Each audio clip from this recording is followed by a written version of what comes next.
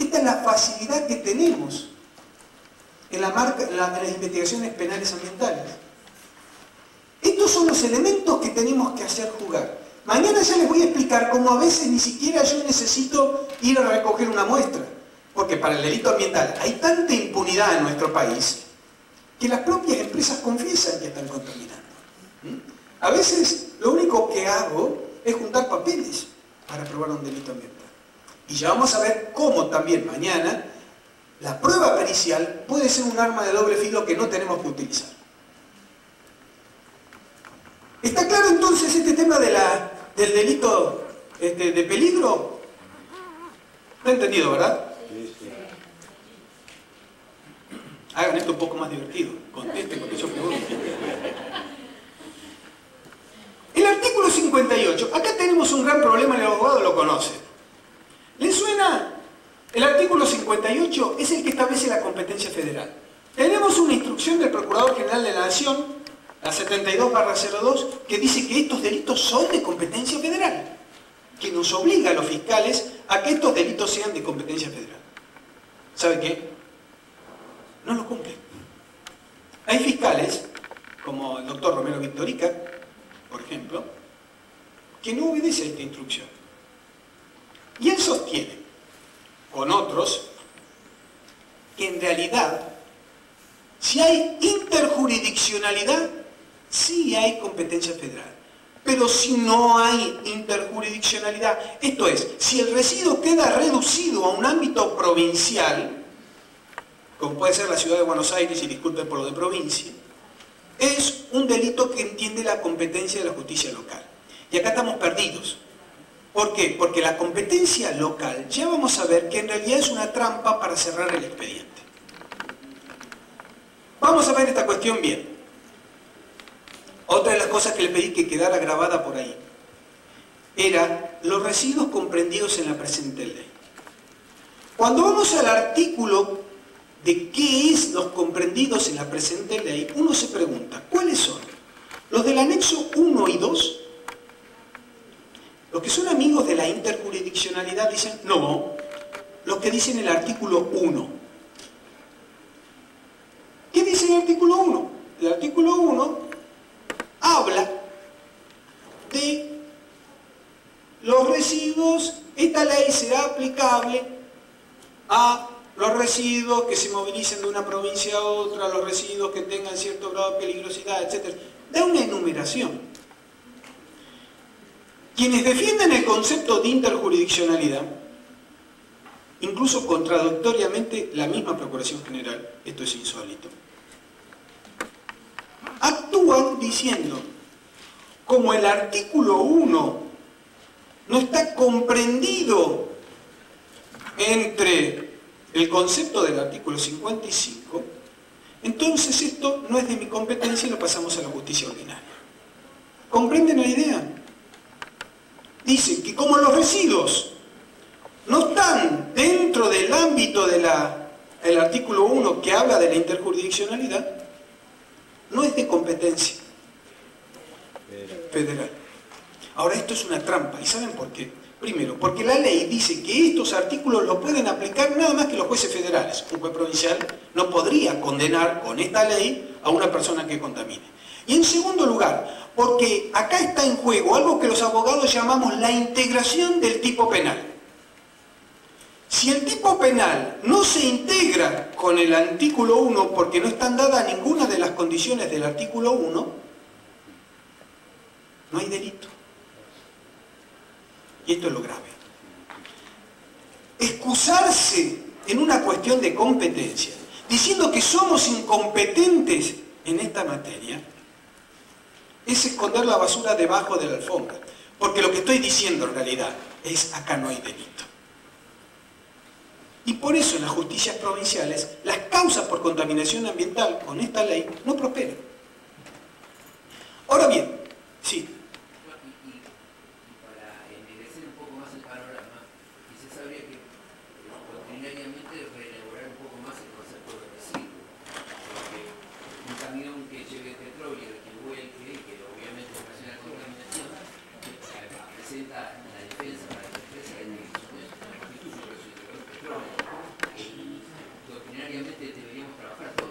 creo que, bueno, no quería entrar mucho en profundidad en esos temas porque no tengo mucho tiempo, pero yo creo que ahí hay un fallo de la Cámara Federal de La Plata en el caso de un volcado que hace un barco petrolero, donde dice que en el mismo momento que el petróleo toca y contacta con la tierra, se transforma en inutilizable y se transforma en un residuo.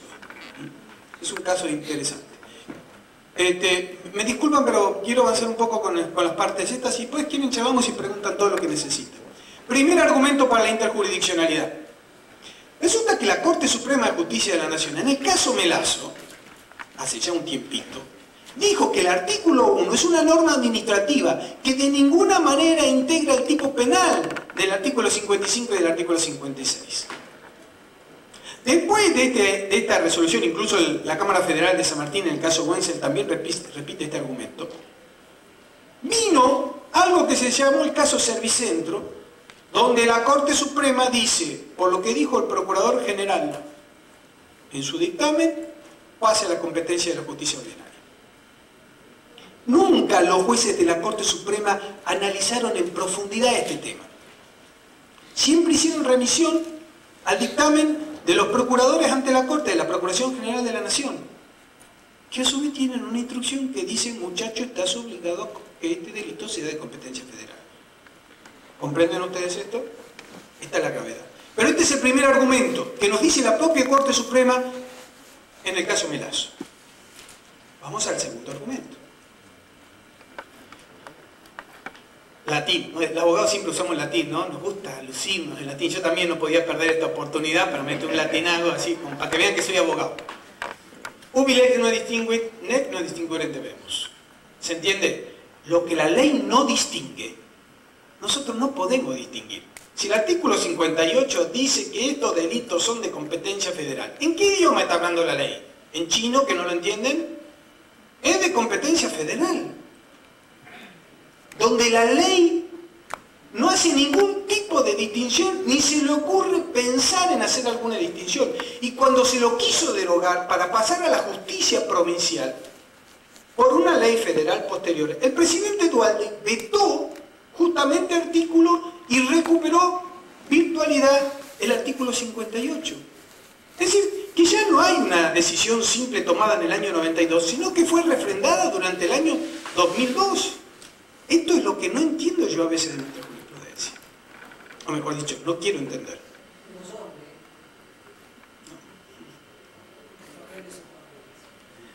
Argumento 3. La gravedad del delito.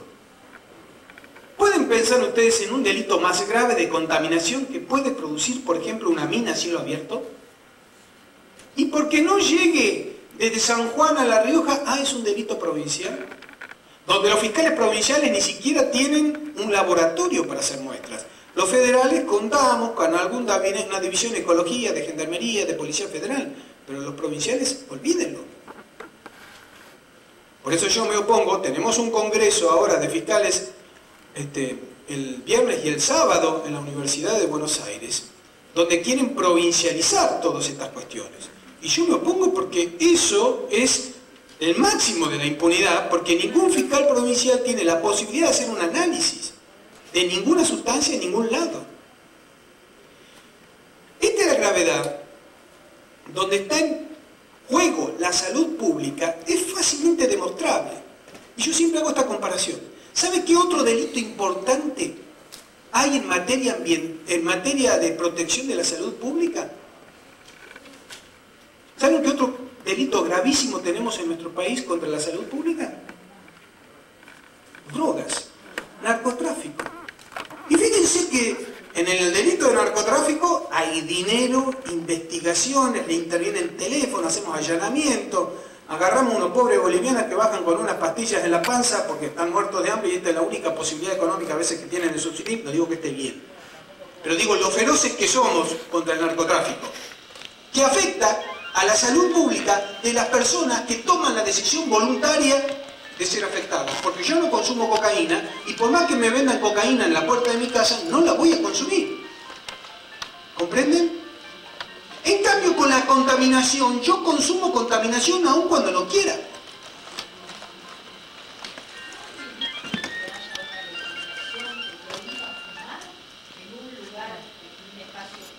Y tener una chimenea de los ingenios Tucumán.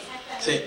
Bueno, estas son las contradicciones que como ciudadanos tenemos que tratar de resolver. Pero esto es una muestra de que si un delito como el narcotráfico es de competencia federal por su gravedad y que solamente afecta al 30, al 40% de nuestra población, los delitos de contaminación que afectan al 100% de la población tienen que ser mucho más graves todavía. Y vamos al cuarto y último argumento. Tenemos sustento constitucional, tenemos tratados internacionales que cumplir. Y la justicia federal es la que tiene la obligación de verificar el cumplimiento de los tratados internacionales. Justamente la ley 24051 se ajusta al convenio de Basilea. Esto es lo clave.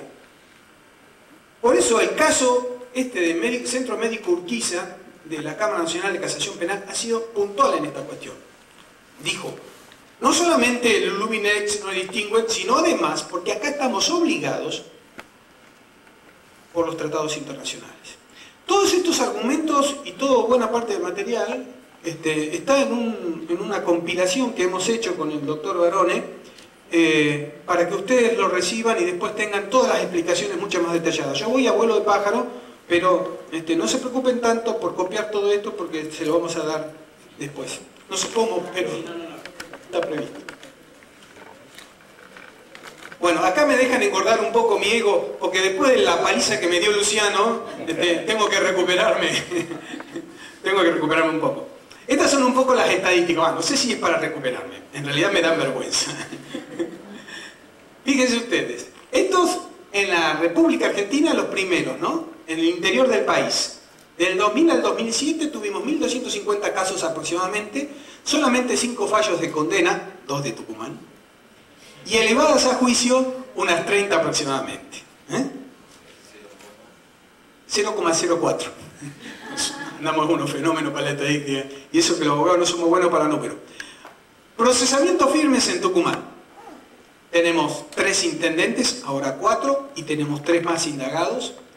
Tenemos 2 gerentes de empresas de disposición de residuos y tenemos 2 más indagados. Tenemos propietarios de clínicas, 1 condenado. Tenemos directivos de papeleras de importantes exdiputados nacionales. Tenemos directivos de ingenios azucareros. Tenemos propietarios de frigoríficos de citrícolas. Y tenemos, por supuesto, directores de empresas mineras. En Tucumán, en el ámbito de la Fiscalía de Cámara Federal de Tucumán, con lo que técnicamente se conoce investigaciones preliminares, hemos iniciado, desde que yo estoy como fiscal, unas 120 causas.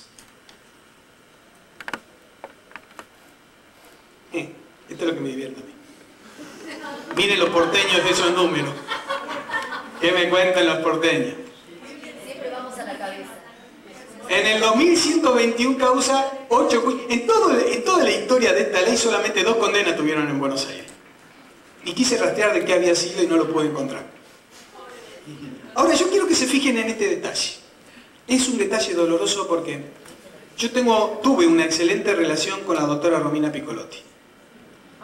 Pero fíjense ustedes que desde que asumió ella, hemos bajado al 10% de las causas que se investigaban antes.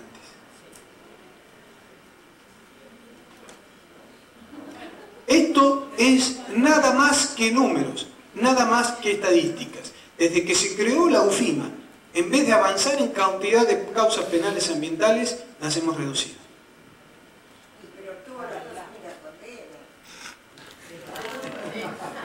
Bueno, hay 2 condenas. Claro que estas 2 condenas, si ustedes hacen la proyección, vienen de años anteriores. Sí, sí. Hay que tener claro que en realidad tenemos pocas causas porque no hay contaminación. Claro. Aparte las mineras para ellas no contaminan. Yo siempre, este cuadro cuando me ponía a escribirlo dije, esto va a caer de mal. El tema de por qué se prefiere el amparo o la vía del amparo y no la justicia penal. Me disculpa por la respuesta y no es una chicana, pero por ignorancia. Este es en realidad el secreto. Porque a nosotros en la facultad, y esto es así, en la facultad de abogacía no nos enseñaron el derecho penal ambiental. Yo lo aprendí a los porrazos. Yo me recibí acá en Buenos Aires, en la UBA.